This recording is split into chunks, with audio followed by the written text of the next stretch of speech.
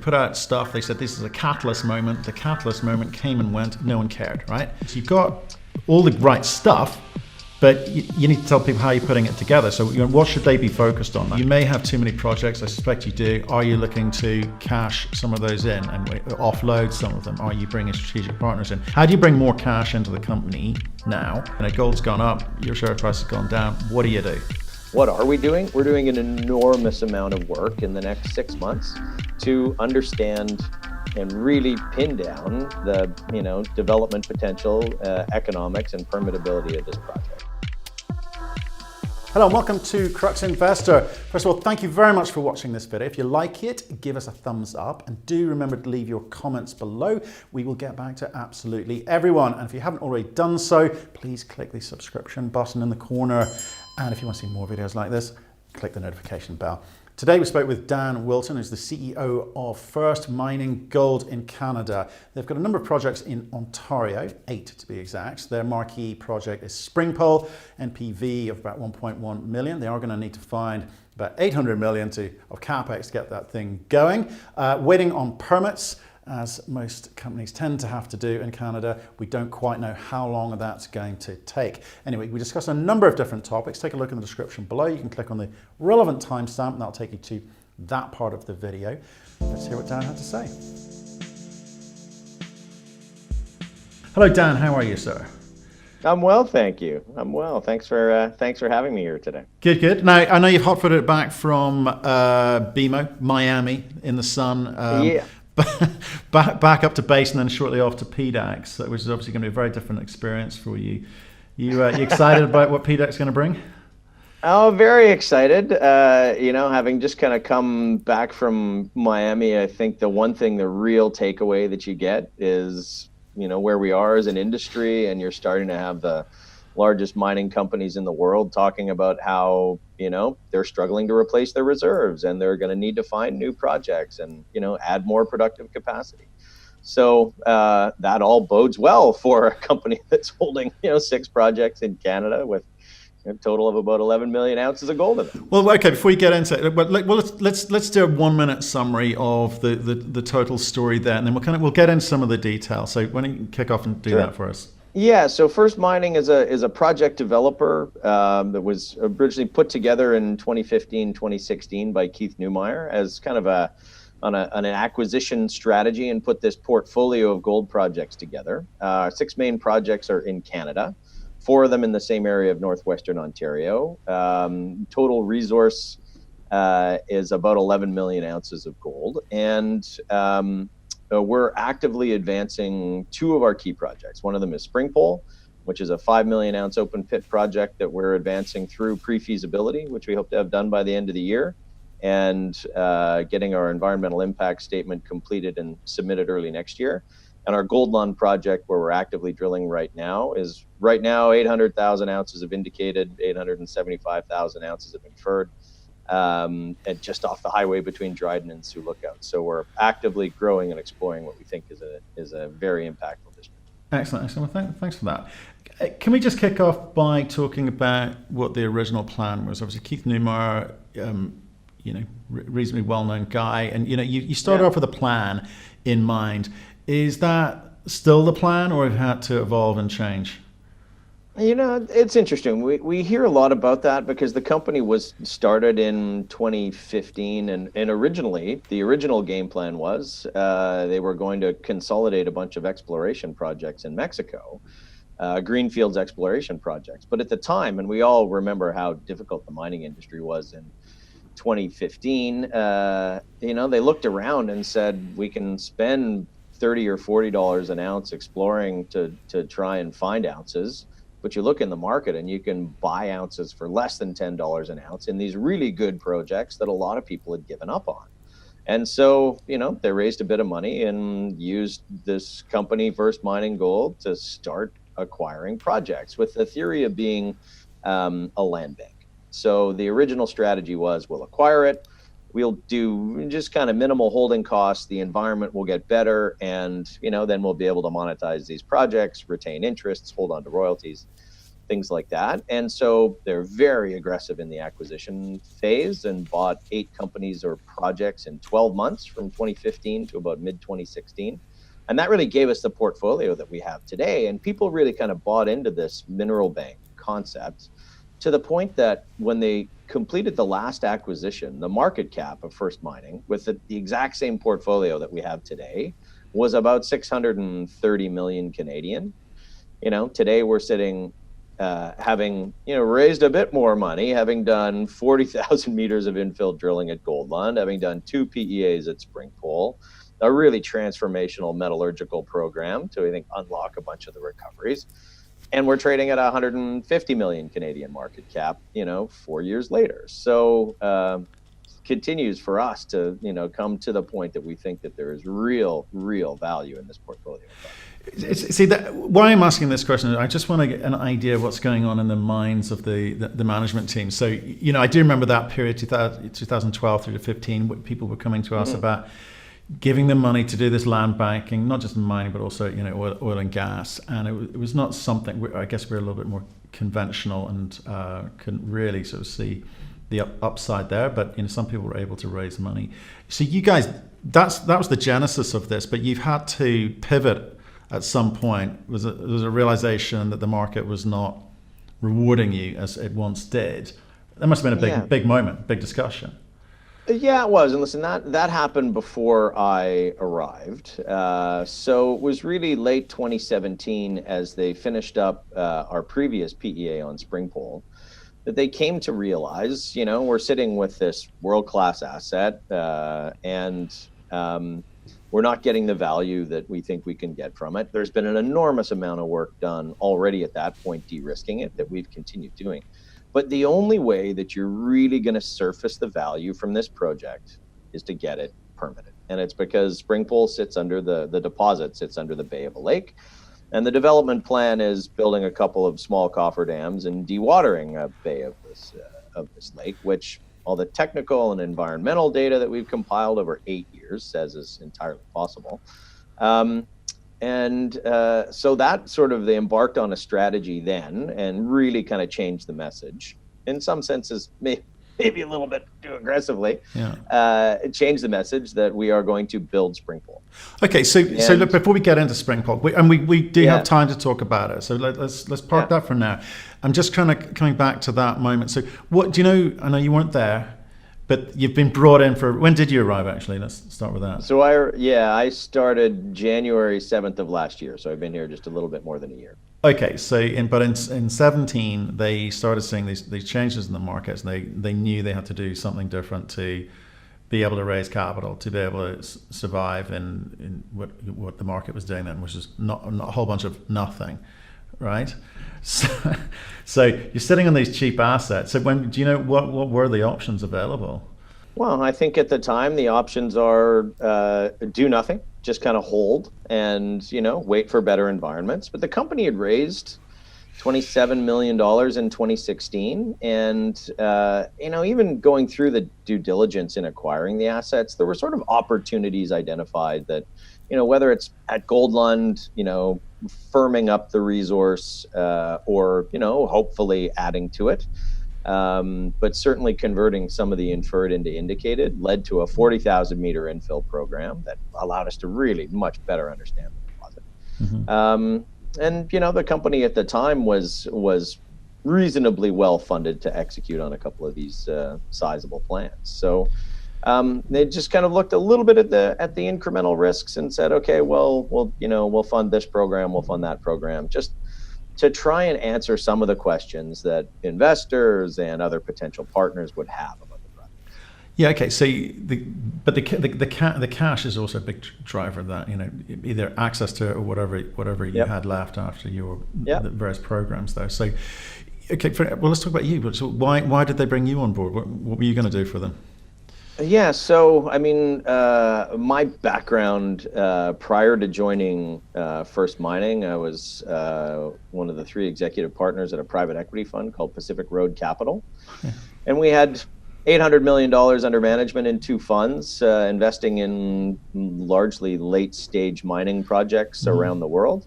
And, they'd actually at Pacific Road looked at most of the projects in the First Mining portfolio before they bought them. But I hadn't really spent a lot of time, looking at First Mining as it came together, because it was the whole mineral bank strategy, which I thought was kind of interesting, but it was pretty aggressively promoted at the time, and lots of momentum as they build up this portfolio. But it was targeted away from, not exactly targeted toward institution. It was really targeted towards more of a retail audience. And so someone had said to me in 2018, after I left Pacific Road, you should really look at, some of these assets in First Mining. And I said, oh, okay, I'll have a look. So I did, and sure enough, recognized we'd looked at Springpole in 2013. We looked at Goldlund twice, down to drill databases and block models, like at a pretty good understanding. And we couldn't get deals done in 2013, 2014, sort of as the market's rolling over and valuation expectations hadn't quite adjusted yet. But I really like these projects. And so, come late 2018, my predecessor had left as CEO of First Mining, and someone said, oh, maybe you should talk to Keith. So I more or less cold called Keith. I didn't know him very well. I'd met him a couple of times, and said, I think this is the most interesting portfolio of gold projects sitting in a development company in the sector. And I think as much as you need a CEO, part of what you need is someone to help you manage this portfolio. So that's kind of what I saw. And then I joined early 2019. The first thing that we did was look at, inside this portfolio, what are the best risk return investments you can make to surface the most value. And as you look at everything you could do to the assets in this portfolio, whether it's drilling, whether it's doing economic studies, the single biggest driver of value, if you believe that you can get a permit for Springpole, and we do, the single biggest driver of value is getting a permit for that. Okay. Again, we'll come on to that. I'm trying to get a sense of the management team here. So I get your background. I think I might have actually come across you as well. There seems to be a sort of a kind of where two C's meet moment here, where you've got a extremely, by your words, promotional team previously. Okay. I don't know why the former CFO left. But you're coming along with a much more institutional mindset. And I'm just sort of wondering, where it is today, because, you might, I'm looking at your share price, it's been falling away, and you're going to tell me it should be worth a lot more. And we can have that discussion as well. But, NPVs don't necessarily count for much, but, the market cap is the market cap, and the share price is the share price. So, do you think you have suffered from that legacy of being perceived as a promotional entity previously? I appreciate you telling me there's a fine line now, but you're now having to tell that story to the market, that actually you're bringing a bit more rigor and process into the company now. Well, I think when you go back to the history and how the company was kind of put together, we're still the beneficiary of a lot of that, right? We have a lot of great long-term shareholders who bought into this idea and the value of this portfolio in 2015, 2016. And the other thing that a lot of people don't appreciate is that by buying all of these companies and projects, we actually provided a lot of liquidity to the shareholders of these other companies who were kind of stuck in 2015. And the one thing you can say when you look at our stock, it is nothing if not liquid. We still trade 1 million-ish shares a day in the TSX, and another 500,000 in the US. So we have this great base of shareholders who we kind of acquired or bought into the vision then. The challenge has been when things are aggressively promoted and they achieve certain values, in enthusiastic times. And with great enthusiasm, maintaining that enthusiasm as you get into like doing the real work can be hard sometimes. And so I think that's where we've had, people are sold a dream, and I think that dream and the value of this portfolio is absolutely intact. I think the way we're going to realize that value I think comes a bit more from, my background is fundamental value. I've spent my whole career trying to understand or, invest in fundamental value in mining. Yeah. Okay. I'll take that as a yes. Fundamental value is a phrase that you use in your PowerPoint, actually, and it stuck out to me. And I know you have to throw the word potential in there, but what do you think is missing here in terms of the story? Because you look at the NPV, you look at the ASIC, well, I guess the one big number in there is obviously the capex number. You're going to have to find $850 million to kind of get this thing going here. Have you guys considered starting smaller? Have you guys considered other strategies which don't involve the need to go out and raise so much money for a $140 million company?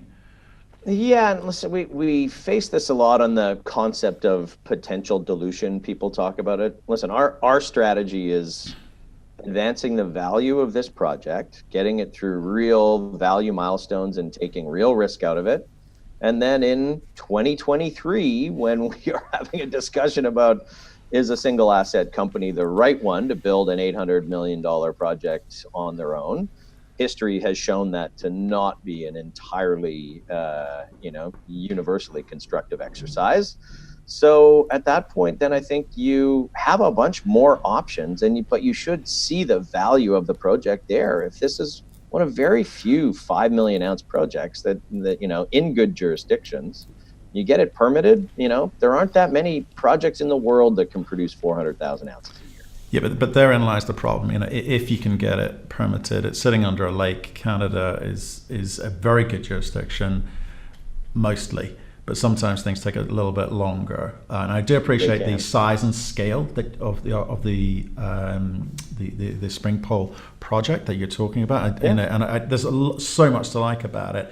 But I say therein lies the problem of this single asset company, which you highlighted, which is if you have to wait around for that thing to be monetized in some way, or give you the bump in the share price, then you could be waiting an unquantifiable period of time. So what are you doing with the other asset, Goldland, for instance? Where's that at?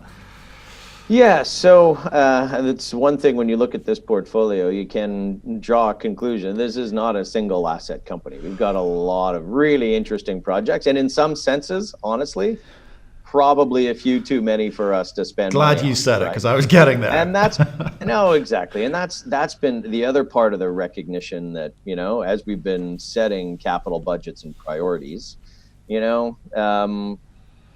getting our permits for Springpole, and in part of getting permits, it's getting the permission to mine and the social license to mine, and that's really important in us working with our Indigenous communities.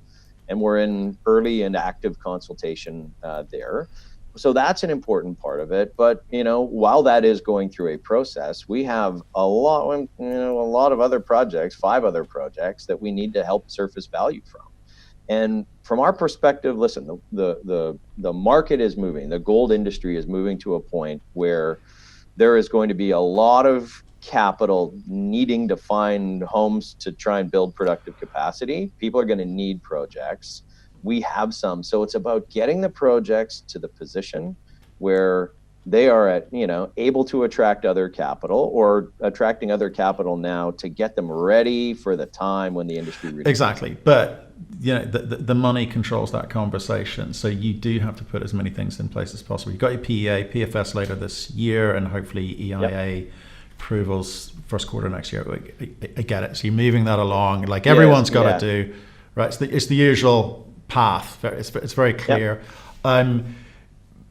But what else are you going to be able to do? So you may have too many projects. I suspect you do. Are you looking to cash some of those in and offload some of them? Are you bringing strategic partners in? How do you bring more cash into the company now over the course of this year to allow you to do the things you're going to need to do to be able to have meaningful conversations with mid-tiers or large caps who are looking at a 5 million ounce scale operation?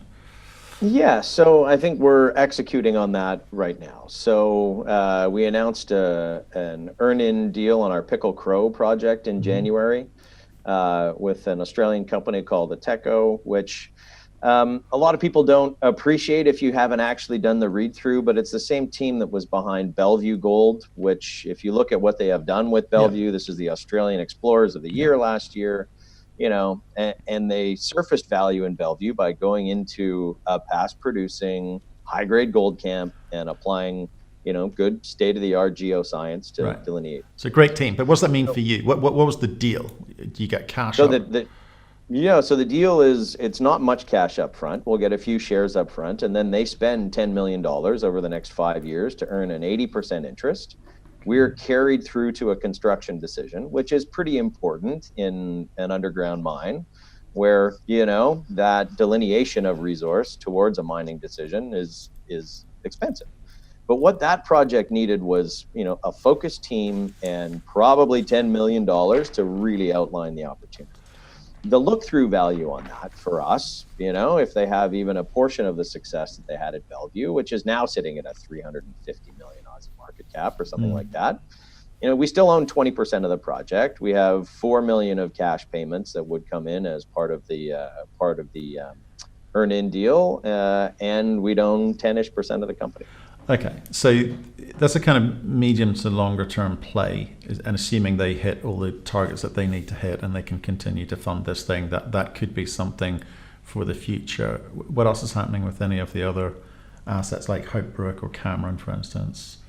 Yeah, so we spent after we finished our financing in May of last year, we spent a little bit of time and a little bit of money trying to understand a proper game plan and look at a couple of the key risks on each of those projects, right? Okay. And so, as we looked at it, Cameron, I think, is a real sleeper in this portfolio.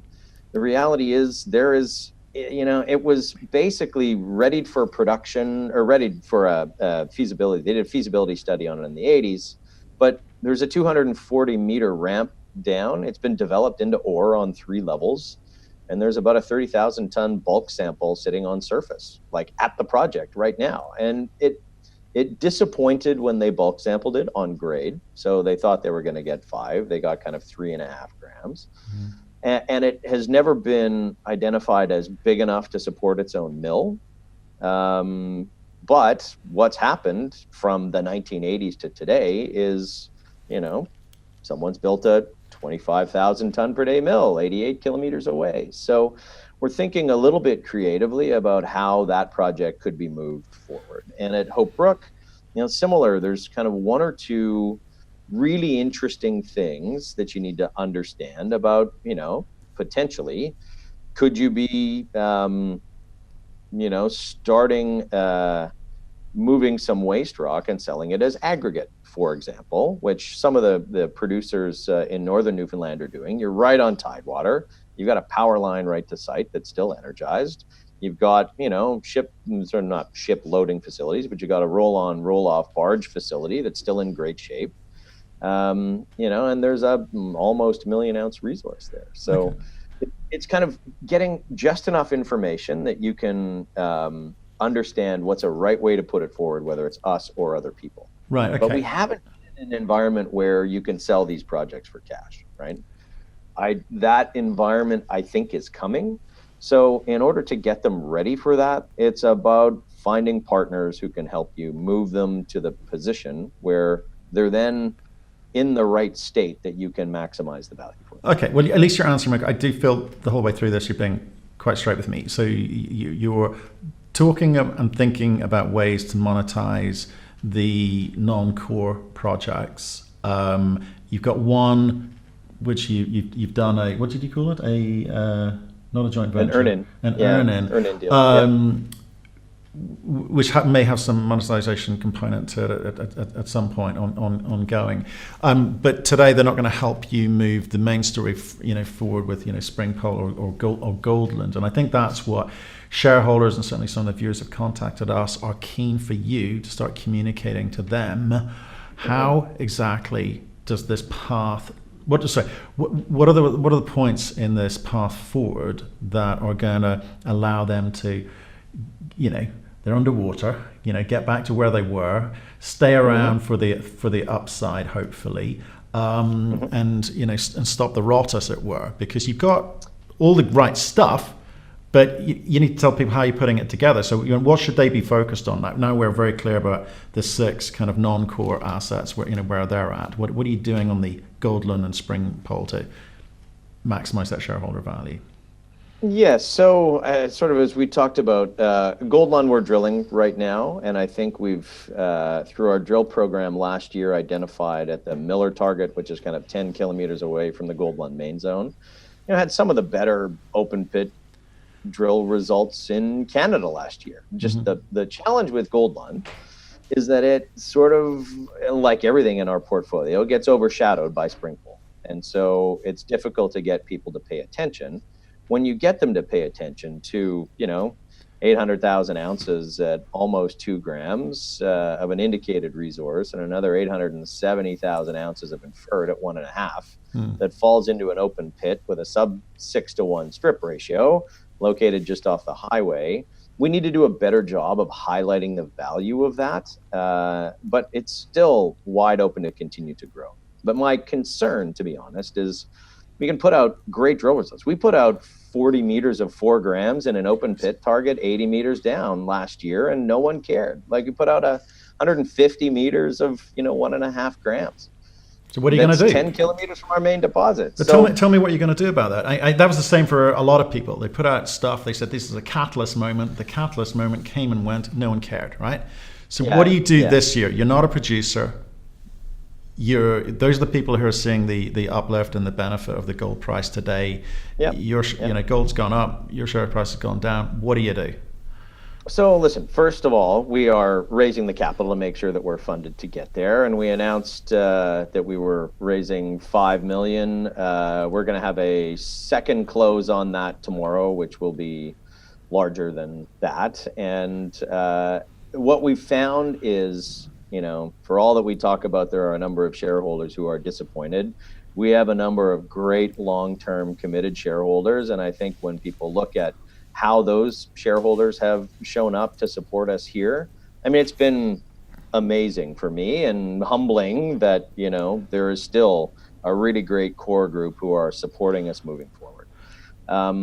So that gives us a sense of, we have the capital we need to move the project, particularly Springpole, through some of these catalysts, but you have to find other ways to do it, right? And part of that, our partnership with Ausenco, who's doing our pre-feasibility study, all for shares, which is, pretty, a pretty unique structure. But, we're delighted to have that kind of partnership with what I think is the best engineering group we could be working with on this size and scale. Okay, so let's come back to these raises, because you did one beginning of February, 14th February, and you're doing the second half of that now. Is that what you're saying?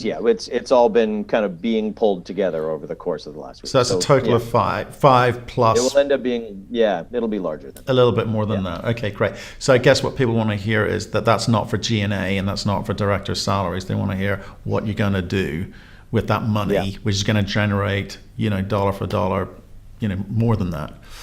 Yeah. Well, listen, this all comes down to what I think is pretty simple math. So as a corporate finance guy for 20 years and a private equity guy for 5 years, if you look across the cycles, if you get, a project permitted that's of the size and scale that Springpole is, that project with permits should trade at somewhere around 0.5 times its net asset value.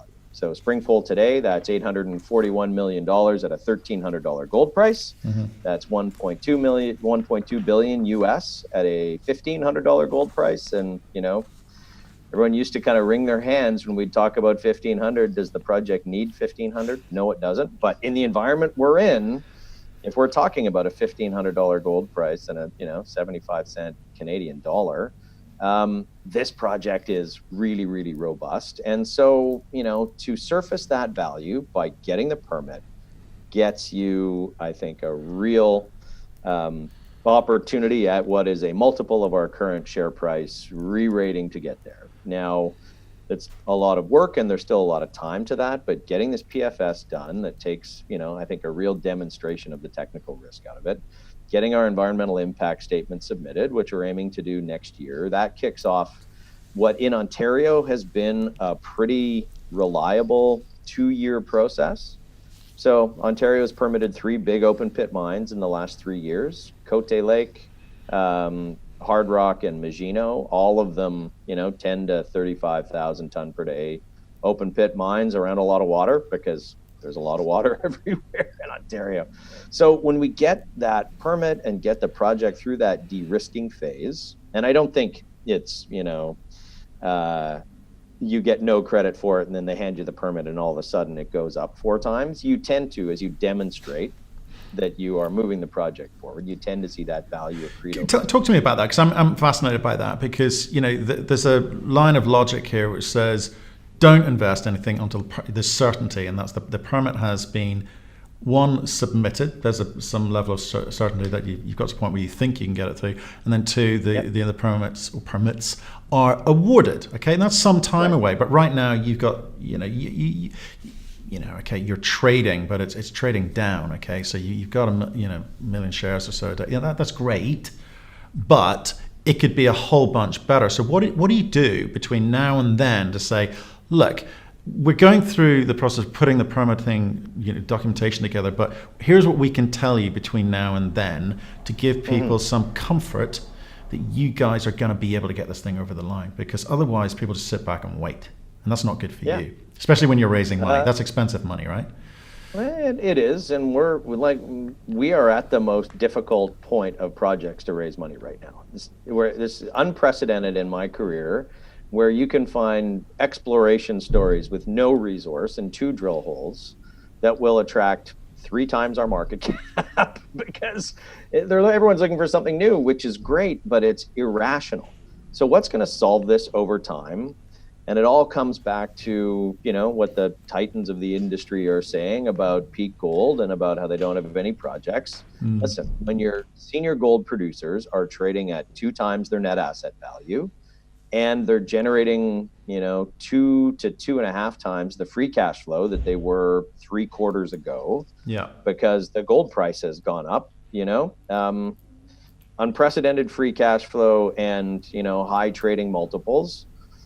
When they go to look for where those projects are, and it's not us specifically, but developers generally are trading at 0.1 to 0.2 times your net asset value. So what closes that gap? Yeah. You start seeing partnerships again. You start seeing investments by, intermediate and large cap gold producers, and you start seeing M&A deals. And that's what is going to compress that and get, back to the rational metrics, which are these projects should trade at 0.5 times NAV, up to 0.7 times NAV, and get acquired at 1 times NAV by producers trading at 1.5 to 2. I hear you, and again, you're talking my language. I get it, but you're towards the end. You're talking towards 2021, that sort of time frame. I'm talking about now for the rest of 2020.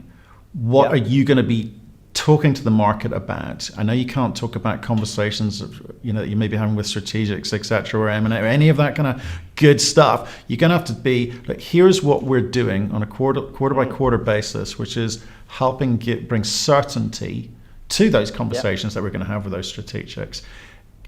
What are you going to do? So listen, there's the challenges you've exactly hit on is that there's only so much that you can talk about when you're going through a pre-feasibility study, right? So what are we doing? We're doing an enormous amount of work in the next 6 months to understand and really pin down the development potential, economics, and permittability of this project. And so that's exciting things like hydrogeology and hydrology and waste rock characterization and tailings and ongoing metallurgy. So I think we can talk about some of the milestones and test work of those things that are coming out, not draw conclusions, because the conclusions get drawn in a PFS at the end of the year and in your environmental impact statement. But until then, we can keep in dialogue with our Indigenous communities and in consultation, and we can do everything that we can do to move the project forward. And that might be having discussions with partners. It might be finding a longer term source of financing. It it might be giving people some degree of hope that the company is not just a perpetual dilution machine, which we hear a lot and is one of the concerns. But we're in that point where, there is a natural wait and see tendency, and you've absolutely hit the nail on the head.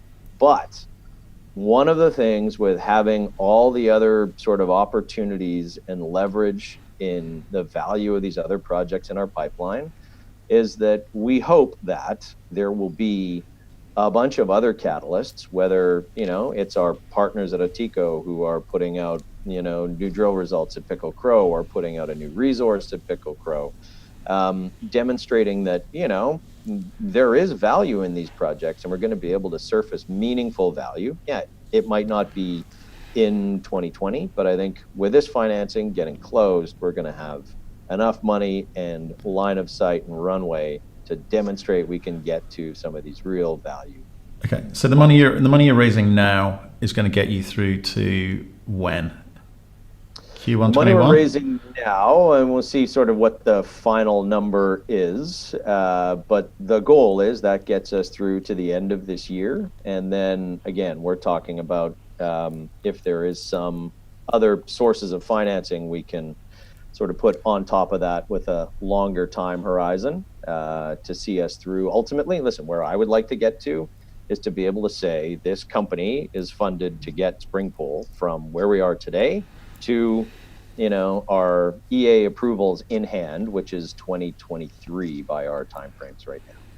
So the challenge with this portfolio is that there are G&A costs and there are holding costs of 6 projects. Some of which you can offset by doing asset deals like we have done at Pickle Crow. So that takes all of the cost and we bring a partner in to help us do that. Okay. So there's lots of different ways that I think we can look at that, and it's not all just dilution, right? So we're actively in discussions with a bunch of other sources of capital that might look more at the project. I think that's what people need to hear, because, like I say, you got 8 assets for crying out loud. There's a lot of cost, it's a lot of time, effort, distraction, etc. You know what your number 1 asset is, you know what your number 2 asset is, and I think people want you to say stop this dilutory machine that the phrase that you used a second ago, and give them a sense, an idea of how you're going to stop that from happening. And because once you've done a PFS, guess what happens next? We need an FS, we need a DFS, so it keeps going. And it's a question of, again, people want to know, are you going to be financing that, or is that the time to bring in strategic partners to help you with that? And those are the sorts of clues I think people are looking for. Certainly. Yeah, and I will tell you that the discussions we are having with potential strategic partners today are markedly different than the discussions we had a year ago, right? They've just come from, a great forum to have a bunch of those discussions. And the world is changing. And what a lot of people don't appreciate, investors particularly, they don't appreciate that the free cash flow to the gold sector in the last 6 months has doubled, right? You work on the assumption all-in sustaining cost in the sector is about $1,000 an ounce. We were trading at $1,250, and the gold price was trading at $1,250, and the gold price goes up to $1,500. That doubles the free cash flow to the sector. But we've only had that for 2 quarters. Exactly. Right?